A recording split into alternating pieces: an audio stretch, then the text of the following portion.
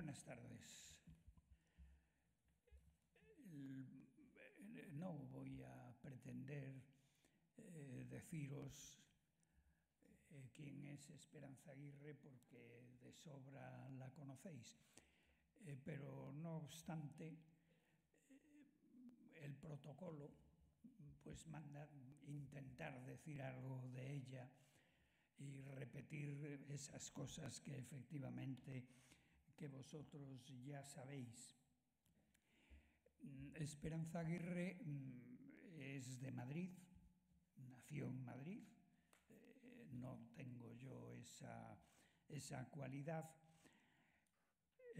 y es licenciada en Derecho seguramente por la Universidad Complutense, que entonces pues casi no había más universidades. Cuando más o menos a la muerte de Franco, Esperanza Aguirre entra en el Club Liberal con Pedro Esbar, y yo creo que a Pedro Esbar Esperanza le tiene mucho cariño y bueno, que dice que le debe mucho después en un partido liberal. Se presenta a las elecciones al Ayuntamiento de Madrid, es concejal de la oposición, es concejal también, digamos, del poder municipal. Ahí yo recuerdo que fue concejal de Medio Ambiente y a mí me impresionó leer en algún momento en la prensa el número de árboles que había conseguido plantar en Madrid. O sea, dejó Madrid sembrado de árboles. Fue también teniente de alcalde en el Ayuntamiento de Madrid.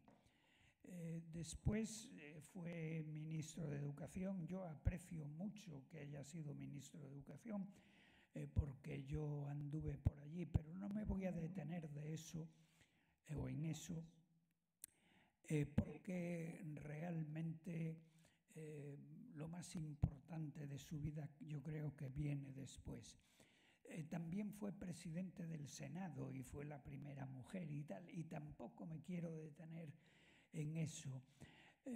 Lo importante de Esperanza Aguirre es que dejó la presidencia del Senado, se presentó a las elecciones a la Asamblea de Madrid y después de algunos incidentes consiguió tener la mayoría absoluta de la Asamblea y gobernó.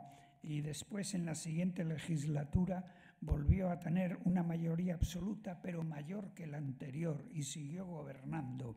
Y después volvió a tener otra mayoría absoluta todavía superior que las anteriores y siguió gobernando. Yo creo que el periodo de la presidencia, y le pido perdón por despreciar todo lo anterior, el periodo... No todo, menos que no hayas dicho que sacó unas oposiciones. Ay, es verdad. Y sacó las oposiciones al Cuerpo de Técnicos de Información y Turismo, sí. Y sirvió en el Ministerio de Información y Turismo, en varios cargos. Servía en Cultura y en Turismo. Eso es. Bueno, perdón por la omisión. Pero en la Comunidad de Madrid realmente gobernó como liberal, es decir, gobernó con identidad propia, lo cual ya empezaba a ser una cosa rara en la vida política española. Gobernó con identidad liberal y además, en mi opinión, cumplió mandatos cristianos de preocupación por los demás.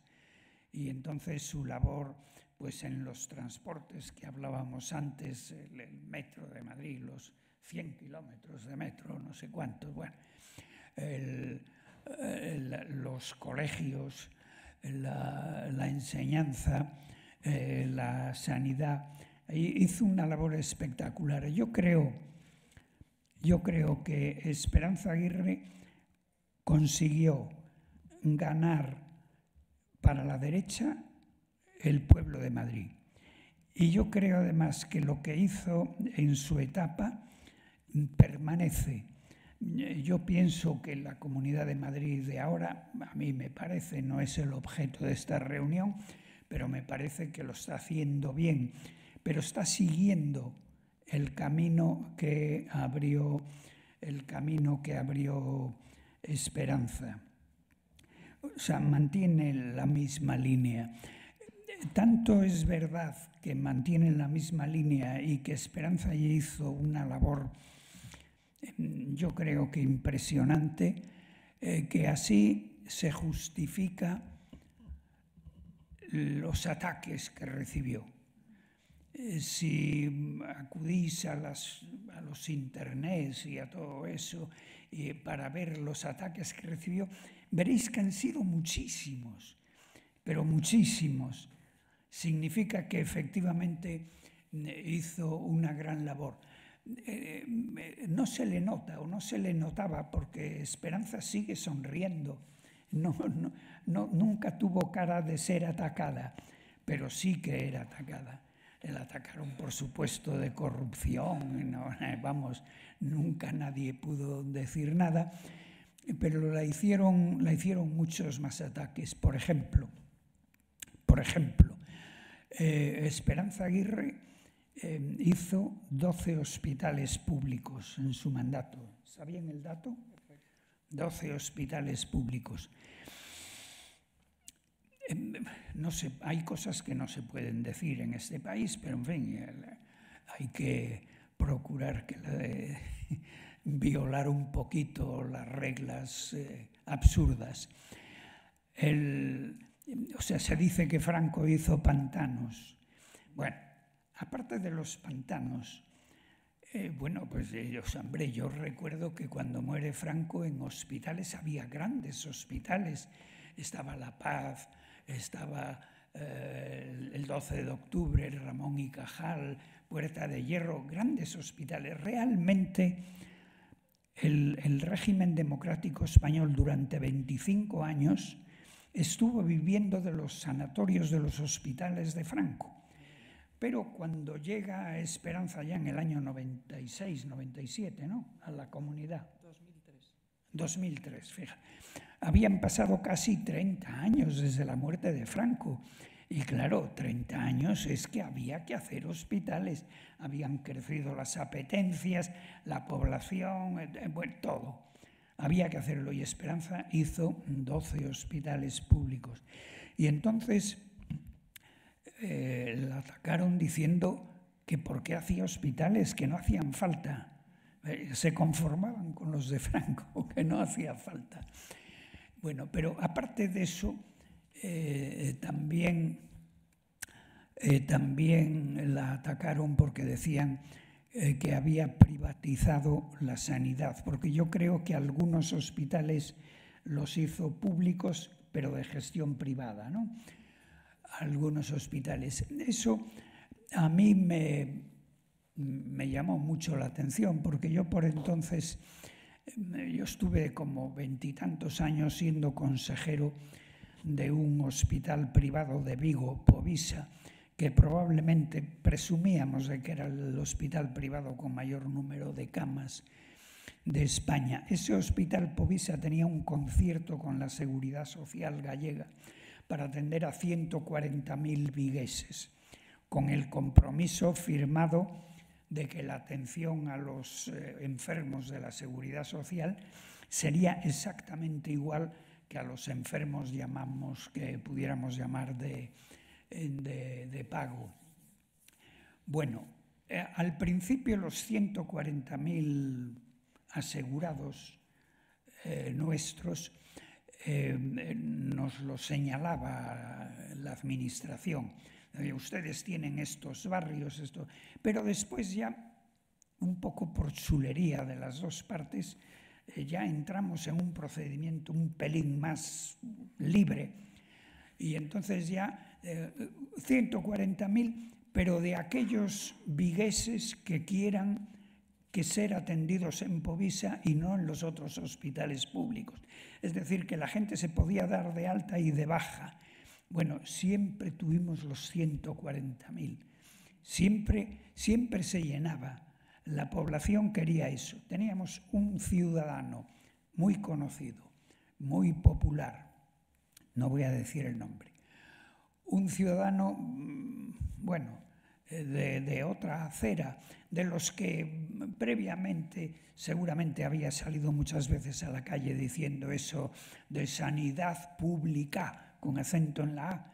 Bueno, pues ese era de los que estaban inscritos en el Hospital Povisa y teníamos que facilitarle la entrada y la salida de tal manera que no hubiera nunca un periodista, un fotógrafo o tal que le desprestigiara. Bien, lo cual quiere decir que ese sistema que puso en marcha Esperanza era un sistema que en definitiva era el que quería la gente. Y yo, bueno, desde Vigo y desde donde sea la aplaudí. Pero aparte de ello, nosotros presumíamos, esto ya era una cosa nuestra, de que cada vez que hacíamos la renovación de los convenios, nuestra gente iba con todos los papeles a demostrarle a la administración de que lo que nos pagaba por cada enfermo era bastante menos de lo que cada enfermo le costaba a la administración si lo atendía en sus hospitales. Lo cual quiere decir que el sistema ese, aparte de favorecer a la gente, que es lo que quería, favorecía incluso a la administración. Bueno, aparte de eso, hay un dato o dos que podemos decir que demuestran la gallardía de Esperanza. No sé si recordáis que un día se subió un helicóptero con el presidente del gobierno y el helicóptero cayó a tierra. Bueno, y allí vimos saltar a Esperanza como si fuera a jugar un partido de baloncesto. Bueno, no digo los movimientos de los demás ocupantes del helicóptero. Por aquellas fechas también fue un día, ¿a dónde fue? A la India, a Bombay quizá. A Bombay. Y en el hotel donde estaba hay un ataque de terroristas y entran allí. Bueno, Esperanza salió, cogió el avión y llegó entera a Madrid.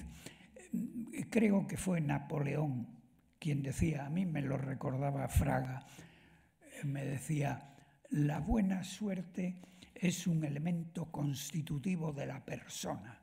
Porque, bien, y no admitía discusión. Sin embargo, Esperanza, bueno, desafortunadamente abandonó. Primero abandonó la Comunidad de Madrid porque dijo que tenía un problema médico que afortunadamente quedó en nada, pero en fin, abandonó la Comunidad de Madrid.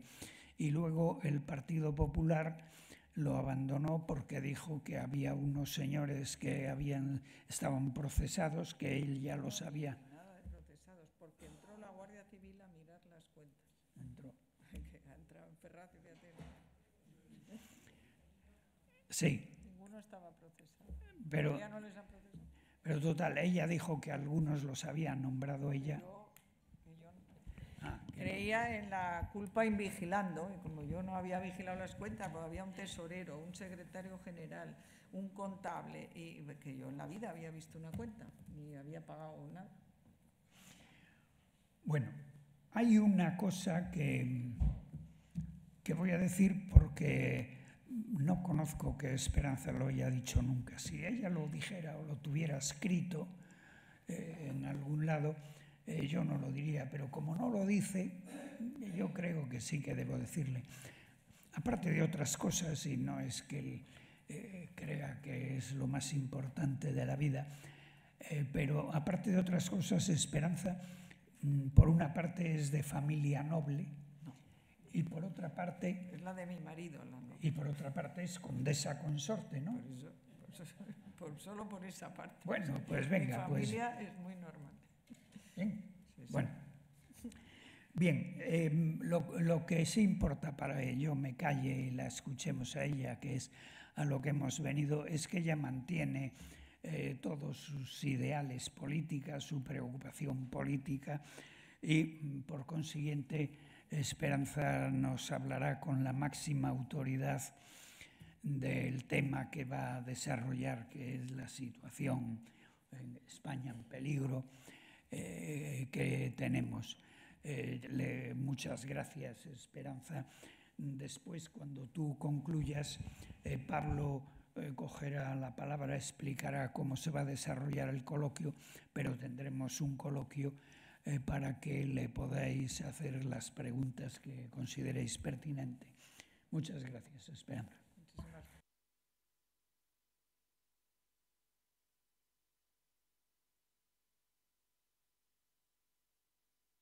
Muy bien, pues muy buenas tardes a todos, señoras y señores, queridos amigos, querido José Manuel.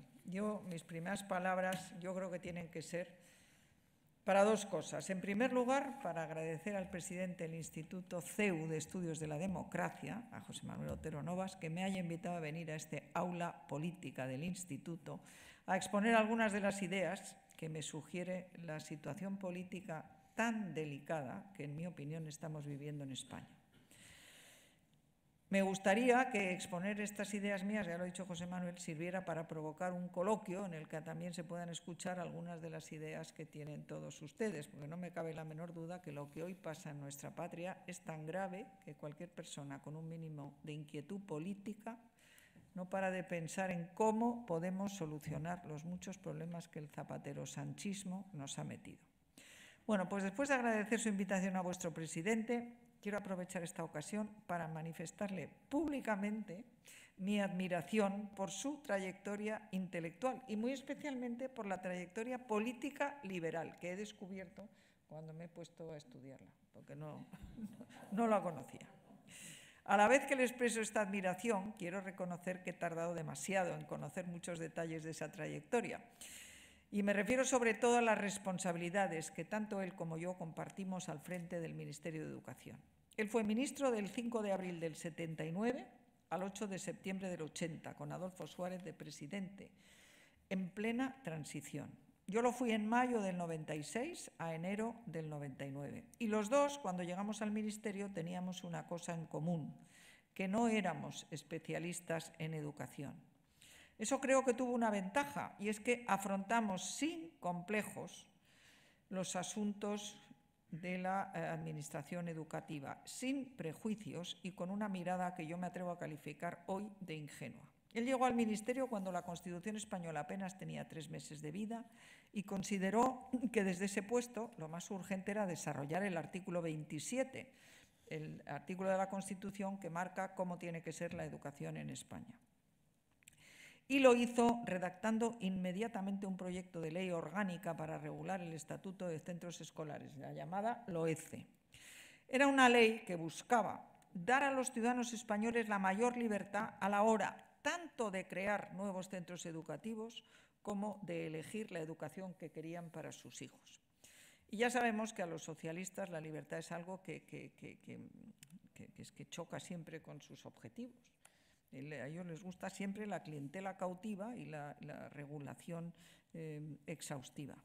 Bueno, pues les faltó tiempo para recurrir a aquella ley ante el Tribunal Constitucional y como también al entonces presidente del Gobierno le faltó tiempo para cambiar al ministro. Es verdad que tú me dijiste que le habías presentado la dimisión. Bueno, pues sin embargo, cuando hoy vemos cómo ha evolucionado la educación en España en estos 45 años, desde aquella fallida ley orgánica, a mí no me cabe la menor duda de que todo hubiera ido mucho mejor si se hubiera seguido la senda de libertad que el ministro Otero marcaba allí. Y voy a decir una cosa que yo no tuve el valor de hacer cuando era ministra. Y me basta decir esto para decir el talante liberal que tenía aquella ley. Había previsto la puesta en marcha del cheque escolar, que es la mejor garantía para proteger la libertad de los padres a la hora de elegir la educación que quieran para sus hijos. Yo no lo hice, yo era ministra de Educación en minoría, no hubiera podido hacerlo, pero realmente yo creo que está en muy pocos sitios, en muy pocos lugares del mundo está el cheque escolar, pero donde está funciona admirablemente. Bueno, pues además para una liberal como yo, cada vez más convencida de que los principios liberales son los más eficaces para promover no solamente la libertad, sino el desarrollo y la prosperidad de todos los ciudadanos, conocer las líneas de la actuación de este presidente Otero me ha hecho considerarle uno de los ministros más liberales que ha habido en España, si no el más, desde la transición. Y eso que te etiquetan de demócrata cristiano. Bueno, pues yo no voy a hablar de mi paso por el Ministerio de Educación, solamente voy a señalar que igual que su ley orgánica quedó en nada, también quedó en nada el decreto de enseñanzas mínimas comunes que todos los españoles tenían que conocer, y que yo no lo había hecho desde el Ministerio, sino que se lo encargué a la Fundación Ortega y Gasset, sabiendo que el artículo 4 de la entonces ley vigente, la LOCSE, decía: el Gobierno, por decreto, establecerá las enseñanzas mínimas comunes que todos los españoles tienen que conocer. Y, bueno, lo he contado muchas veces, pero muy resumidamente lo que ocurrió es que la minoría catalana, que así se llamaban entonces, los ahora independentistas, entonces ¿cómo se llamaba? Convergentes, presentaron una proposición no de ley que decía que la ministra retire el decreto. El PSOE, que había estado... Aznar había dado un almuerzo a todos los expresidentes del gobierno vivos entonces. Estuvieron presentes Suárez, Calvo Sotelo, Felipe y él. Y Felipe fue el que sacó la conversación y dijo que le daba vergüenza que los niños españoles no supieran quién era Felipe II. Entonces la conversación fue por ahí, se decidió que había que hacer unos currículums, se llaman ahora, antes eran planes de estudio de historia y de humanidades en general. Bueno, y dijo que Eugenio Nasarre, que es de esta casa y que era mi secretario general de Educación, hablara con Rubalcaba, que en paz descansen los dos, que han muerto recientemente. Bueno, pues el PSOE apoyó a la minoría catalana y a mí me pareció que, estando en una democracia liberal, yo no podía mantener un decreto que el Congreso de los Diputados había votado que yo lo tenía que retirar. Craso error, como me dijo el presidente Aznar, lo habíamos ganado en el Senado, porque en el Senado estaba el portavoz, era el que había sido presidente del Senado, ¿cómo se llama? Bueno, es uno que está defendiendo el Partido Socialista. Bueno, vamos a decir, no sé si hay alguno bueno. El caso que lo habíamos ganado en el Senado, pero lo que sí, a mí me dijo Eugenio Nasarre, y tenía toda la razón, que no debíamos de haberlo retirado porque en la Asamblea Nacional Francesa, si se presenta una propuesta para que el Gobierno no haga aquello que la ley le dice que haga o que puede hacer, esa propuesta no es aceptada, no es admitida a trámite. Pero bueno, yo, inexperta, fíjate con lo que está cayendo ahora de las barbaridades que hacen, como les reprueban a todos y les da lo mismo. Bueno, pues yo no voy a decir más de eso y lo que voy a entrar en materia rápidamente, que es la actual situación de la política española.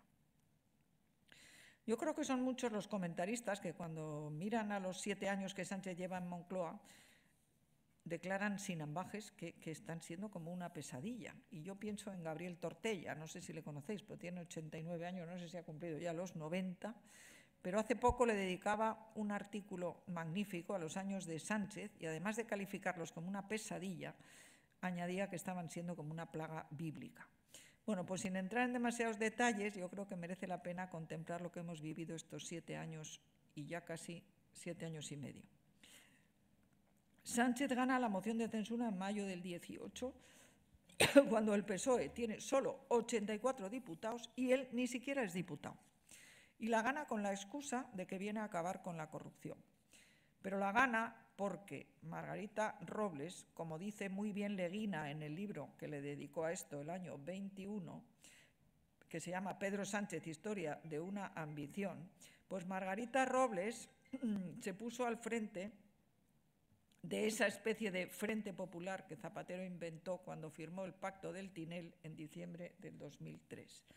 Esto hay que tenerlo muy en cuenta, porque probablemente la derecha española no nos dimos cuenta en su momento de la trascendencia inmensa que tenía ese Pacto del Tinel, que tenía entonces, que ha tenido y que tiene hoy. Aquí hay que recordar qué fue, pues que los socialistas catalanes con los comunistas y los independentistas de la Esquerra Republicana firmaron ante notario, o sea, fueron al notario a firmar que nunca apoyarían nada que propusiera el Partido Popular y que nunca llegarían a acuerdos con el PP. No existía Vox, o sea, no era la ultraderecha, como dicen ahora, sino que era el Partido Popular. Eso significaba y significa la ruptura total con el espíritu del consenso y la concordia de la Constitución del 78. Y siempre se ha dicho que nuestra Constitución puede tener alguna letra en algunos aspectos que tienen que ser criticados y reformados, pero yo personalmente nunca me atrevería a abrir ese melón y además creo que el espíritu que inspiró la Constitución es inmejorable. Y lo es porque allí se expresó el abrazo de las dos Españas que juntas dijeron muy alto y muy claro que nunca más tenía que repetirse la guerra civil, que nunca más muros, los muros como el que nos quiere levantar Pedro Sánchez. Los muros que separaban a las dos Españas, que siempre juntos, cada uno con sus ideas, unidos por el deseo de hacer entre todos una España cada vez mejor y más libre. Bueno, pues en el Tinel se acabó todo aquello. Y empezaron los muros, las exclusiones, la estigmatización del adversario, pero siempre en la misma dirección, la de los zapateristas hacia los que no eran como ellos, es decir, hacia la derecha. Y con Zapatero de protagonista, al que ya le pudimos escuchar cómo le decía, se le oyó fuera de micrófono, decirle a Iñaki Gabilondo, nos conviene la tensión. No sé si os acordáis, pero se lo dijo. Y luego le vimos, después del abrazo del 78, que cerraba medio siglo de enfrentamientos entre españoles, resucitar la guerra civil para descalificar a media España con esa siniestra ley de memoria histórica que ahora ha venido a mejorar todavía, bueno, empeorar la ley de memoria democrática. Bueno, pues Zapatero dejó sentadas las bases para articular el Frente Popular en el que se juntaban los socialistas, herederos de aquella socialdemocracia que en realidad creó Willy Brandt en los años 70 para pararles los pies a los comunistas, pues ellos se juntaban con todos aquellos que cada vez con menos disimulo quieren la desaparición de España. Son los enemigos de España, los independentistas, liderados históricamente por los asesinos de ETA y por sus herederos. Zapatero es verdad que no gobernó con ellos, pero sí gobernó para ellos. No hay más que recordar cómo, saltándose a la torera el pacto antiterrorista, que fue curiosamente iniciativa del PSOE, de Rubalcaba posiblemente, entró en conversaciones con ETA para, cuando ETA estaba policialmente agotada y vencida, darle aire a los terroristas y asegurarles un prometedor futuro político en las instituciones. Esto lo cuenta Rosa Díez en su libro de una manera espectacular, yo os lo recomiendo. Bueno, pues a Zapatero se lo llevó del poder su nefasta gestión de la crisis económica del año 2008. Acordaros que hasta vino en persona Joe Biden, entonces vicepresidente de los Estados Unidos, con Obama, para ver a Zapatero y exigirle que tomara medidas. Y vaya si las tomó. Congeló las pensiones, bajó un 5% los sueldos públicos de todos los funcionarios y empleados públicos, medidas que fueron, por supuesto, apoyadas y votadas por el diputado entonces Sánchez, que era el típico aparachic del PSOE. Bueno, pues ese PSOE desconcertado y arrasado por el gran éxito fue desconcertado por el éxito del PP en el año 11, con los 186 diputados que tuvimos. Pero el PSOE vio la aparición de Podemos, que no era otra cosa que la versión española de la resurrección del comunismo disfrazado de lo que llamaron, porque decía Pablo Iglesias que no se podía hablar del comunismo, de socialismo del siglo XXI. Es decir, una mezcla muy habilidosa del wokismo, ya sabéis lo que es la ideología woke, y del chavismo bolivariano. Bueno, pues como resulta que el éxito del Partido Popular, ese gran éxito que tuvimos el año 11, desgraciadamente no fue aprovechado por el gobierno que se formó entonces y se dedicó el gobierno a incumplir el programa electoral. Dijimos que íbamos a bajar los impuestos y los subimos, íbamos a derogar la ley de memoria histórica y no lo hicimos.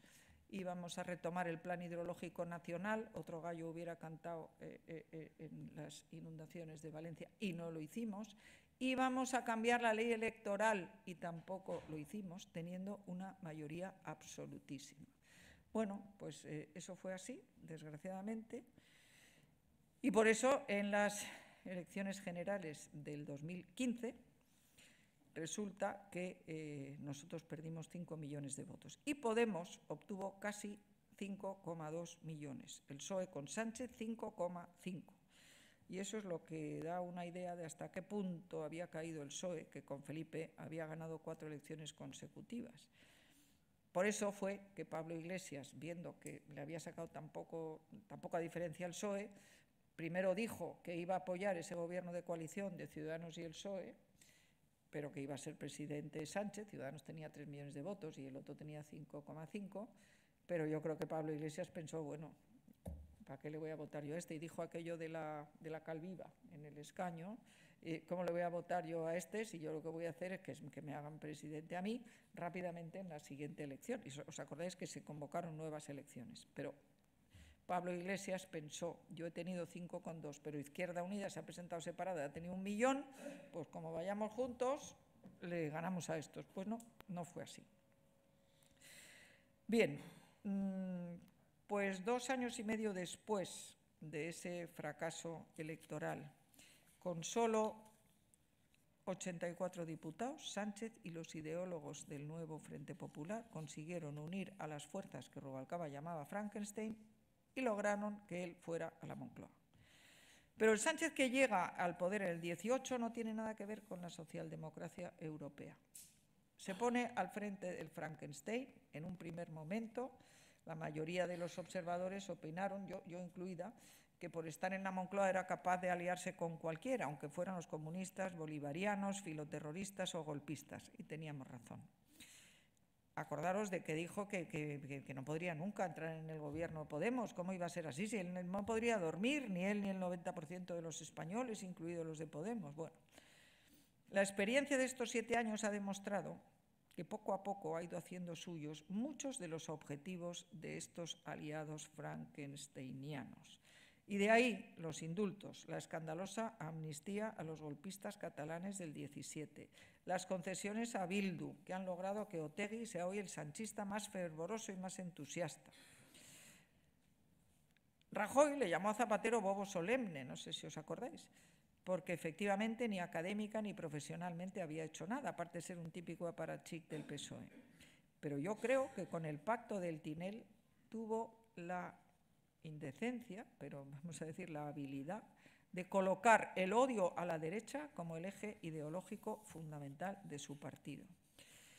Porque, como le estaba pasando a todos los partidos socialistas europeos, que se iban quedando sin discurso que ofrecer a la clase obrera, que desde los años 80, con los éxitos de la señora Thatcher y de Reagan, había comprobado que el camino más eficaz para prosperar es el capitalismo y el liberalismo y no el intervencionismo socialista. Yo soy de las que sostiene que todos los países que han progresado y que han pasado de la miseria a la pobreza, de la pobreza a la dignidad y de la dignidad a la prosperidad, pensemos por ejemplo en el sudeste asiático, lo han sido todos abrazando el sistema de economía libre de mercado, o sea, el capitalismo. Así, como estamos viendo, el muro que Sánchez y sus ministros y sus secuaces le van construyendo a los españoles día a día para dividirnos y enfrentarnos, está basado en ese odio, en esa descalificación, estigmatización de todo el que no está en ese Frente Popular, ese Frankenstein, que le tiene en la Moncloa para ir dando pasos hacia una dictadura bolivariana, una unión de repúblicas socialistas ibéricas.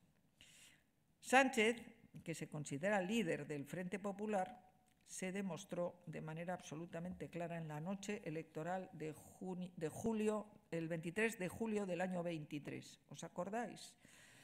Después de haber sido derrotado en las urnas, porque había ganado el PP, se puso a pegar saltos en la puerta de Ferraz, en el balcón, gritando sin complejos: «Somos más», señal inequívoca de que ya había hecho suyos los votos y los objetivos de todos los partidos que tienen a España y a la libertad como objetivos a derrotar. Merece la pena echar una ojeada a lo que ha hecho estos 7 años, aunque sea muy rápida. En la primera legislatura, ahora sabemos que lo fundamental fue crear las bases, con ayuda de sus compañeros del PSOE, de una red de corrupción como muchos sospechaban, y las recientes investigaciones van confirmando.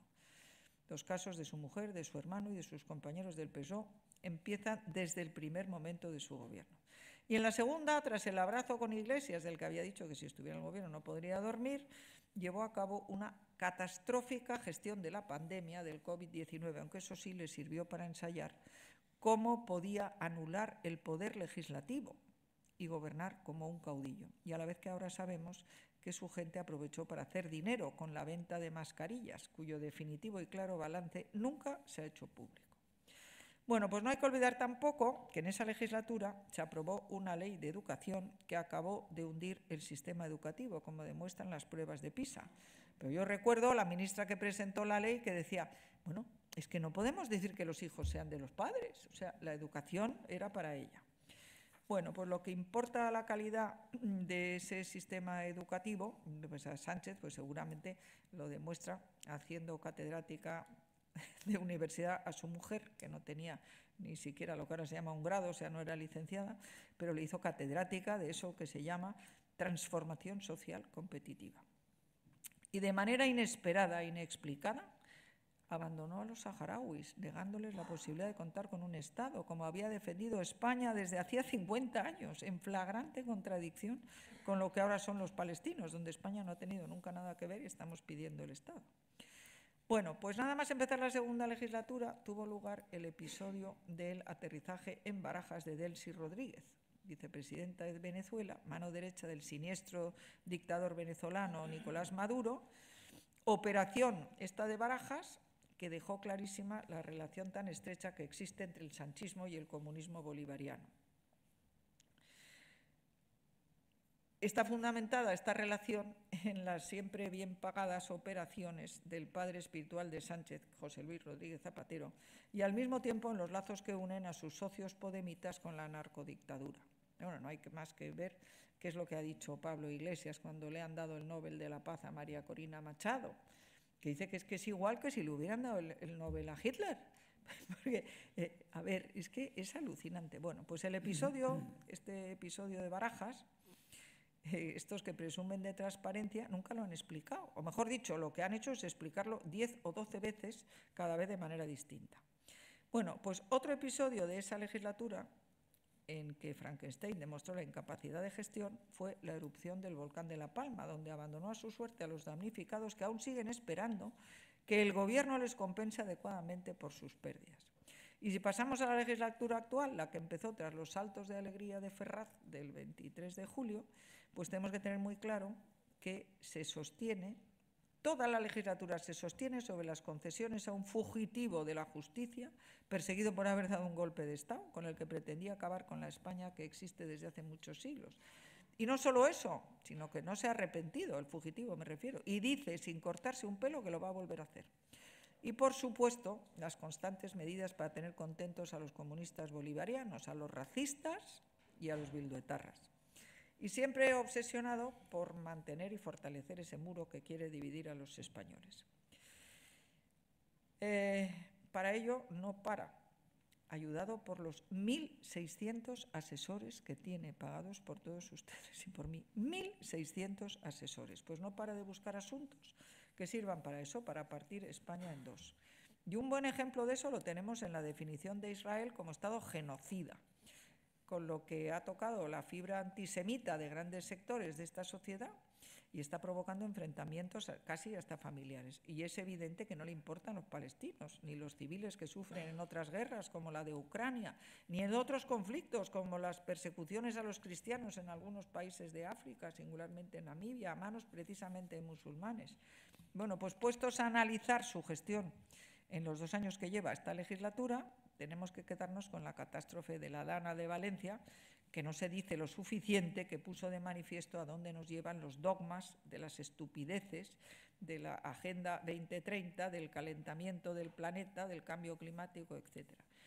Yo tengo la certeza de que si hubieran construido las infraestructuras, las presas que se han dedicado a destruir, si es que han destruido 234 presas desde que están en el gobierno y no han construido ninguna. La presa de Cheste estaba prevista en el Plan Hidrológico Nacional, estaba proyectada, financiada, y la señora ministra, ahora creo que la han llamado a comparecer en el Congreso, en el Senado, esta que era la ministra de Medio Ambiente o vicepresidenta, y ahora es la vicepresidenta del Gobierno europeo, pues decidió que el dinero de la presa de Cheste pues lo utilizó para hacer medidas de propaganda, parece ser.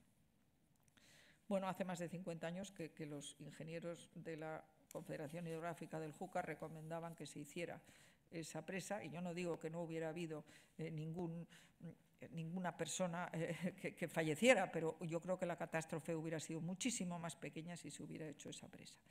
Bueno, y sin contar con el espectáculo bochornoso del presidente huyendo a la carrera y abandonando a los reyes de España cuando fueron a visitar la tragedia.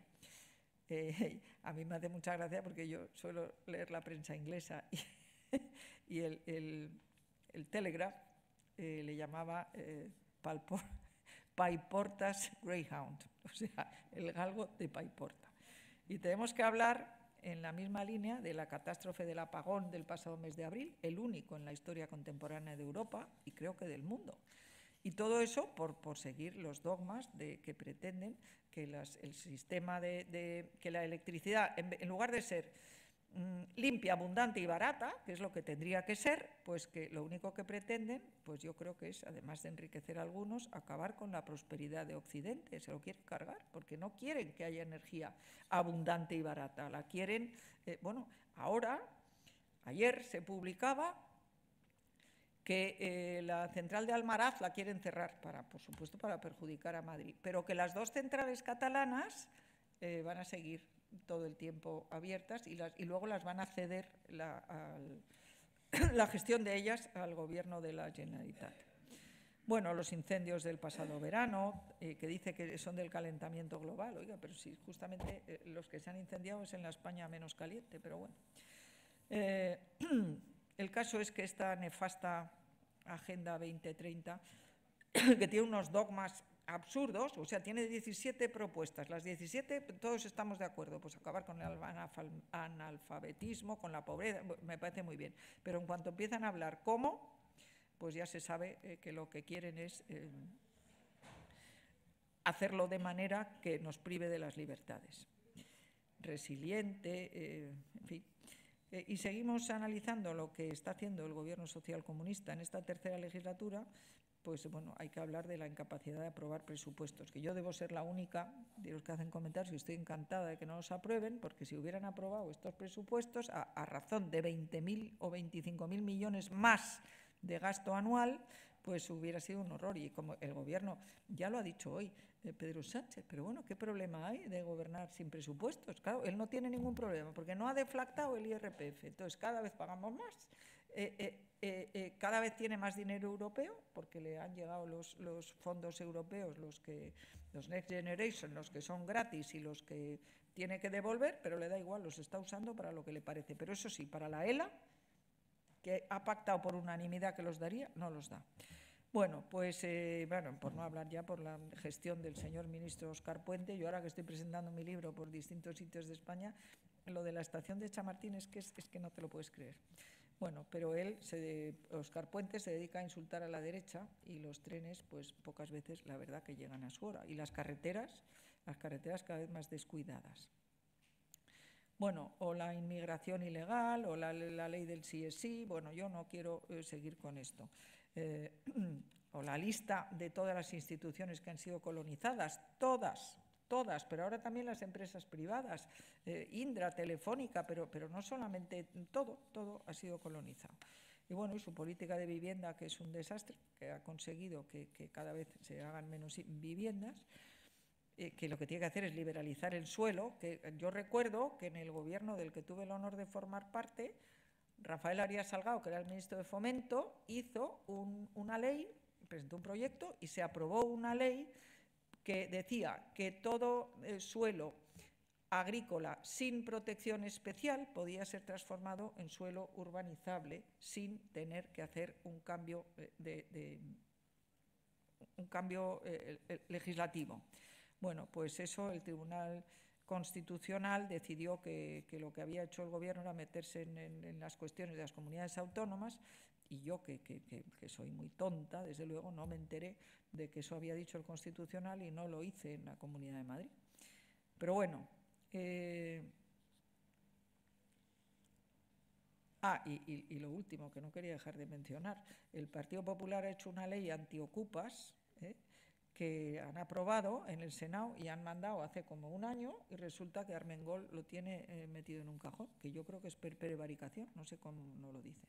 Pues bueno, queridos amigos, yo creo que hemos hecho ya un pequeño resumen de las barbaridades que se han hecho, y me gustaría reflexionar un momentito sobre un asunto que yo creo que es la clave de lo que nos pasa. Y es que, pese a todo lo que os he descrito, sus alianzas con la anti-España, sus mentiras escandalosas. Hoy ha dicho, por ejemplo, que es que él nunca comentó los premios Nobel, y resulta que los ha comentado en 6 ocasiones. Los innumerables casos de corrupción que le rodean, porque no hemos hablado del fiscal general, los continuos fracasos en la gestión de la vida cotidiana, en fin, el cultivo del odio, a todo el que no está incondicionalmente con él. Pues la verdad es que Sánchez sigue contando con el respaldo de una cantidad nada desdeñable de españoles, y no me refiero solo a los de Frankenstein, que están felices, desde luego, los de Frankenstein, tener un presidente tan débil, porque así les obedece a ellos y les obedece mejor. Yo me refiero a esos 7 millones y pico de españoles que le votaron, sabiendo de sobra cómo era, y según las encuestas van a seguir votándole, no sea que venga la derecha. Ya lo dijo él, que no iba a convocar, porque realmente es que iba a ganar la derecha y la ultraderecha. O sea, sabiendo que el pueblo está en contra, pues él, como no es demócrata. Pero bueno, ¿y cómo es posible que le siga votando tanta gente? Pues yo me atrevo a dar una respuesta que someto a vuestro criterio, desde luego. Yo creo que la supervivencia de Sánchez se basa en el dominio que la izquierda tiene sobre los centros de producción ideológica de España, que son las escuelas, los institutos, los colegios, las universidades, los medios de comunicación, los periódicos, las radios, las editoriales de libros, las televisiones, las productoras de cine. Todos esos están dominados por la izquierda. Y yo lo digo aquí, en el CEU, que es uno de esos centros de producción ideológica, de los pocos que no hay duda que no sigue las órdenes de la izquierda. Pero precisamente por eso, vosotros sabéis tan bien como yo, incluso mejor, lo que cuesta que nuestras ideas circulen y lleguen a la mayoría de los ciudadanos. Y como estoy aquí, pues puedo citar al Evangelio de San Lucas. Cuando pone en boca de Jesús, dice: los hijos de este mundo son más astutos en sus tratos con los demás que los hijos de la luz. Y si observamos la historia del pensamiento político en los últimos 100 años, pues tenemos una buena prueba de que lo que dijo San Lucas nos dice que lo dijo Jesús.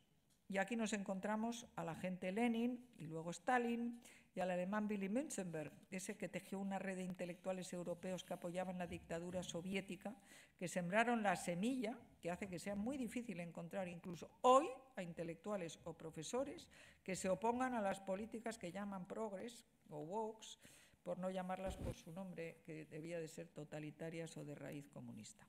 Bueno, pues también nos encontramos a ese marxista italiano, Antonio Gramsci, que puso de manifiesto en los años 20 ya, con mucha inteligencia y brillantez, la importancia que para lograr sus objetivos revolucionarios tenía dominar estos centros de producción ideológica. Bueno, pues de ahí la importancia que creo que hoy hay que darle al debate ideológico en todos los campos.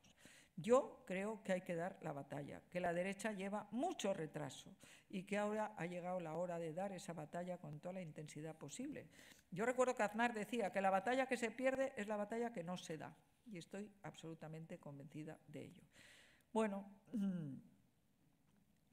pues yo creo que es muy interesante contemplar cómo muchos de los intelectuales que desde los años 70 estuvieron sin fisuras con la izquierda hoy se han caído del caballo y se manifiesta en radical oposición contra el sanchismo y sus políticas. Pues yo, en el periódico que yo escribo, pues está Juan Luis Cebrián, Félix de Azúa, Antonio Elorza, Andrés Trapiello, Jon Juaristi, Gabriel Albiac, en fin. Pero claro, como la mayoría de los medios de comunicación están en manos de la izquierda, las opiniones de esos intelectuales no tienen la difusión que merecen. Yo en esto pongo de ejemplo a Milei, que lo primero que ha hecho es quitar lo que él llama la pauta, es decir, fuera la publicidad institucional, fuera el dinero a los medios de comunicación.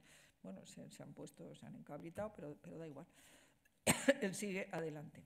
Bueno, y termino diciéndoles que en el último libro que estoy presentando ahora y que acabo de publicar, se llama Una liberal en política, me pregunto cómo es posible que la derecha, cuando digo derecha quiero decir todo lo que no es sanchista, todo lo que está a la derecha de Sánchez, todo lo que no es sanchista,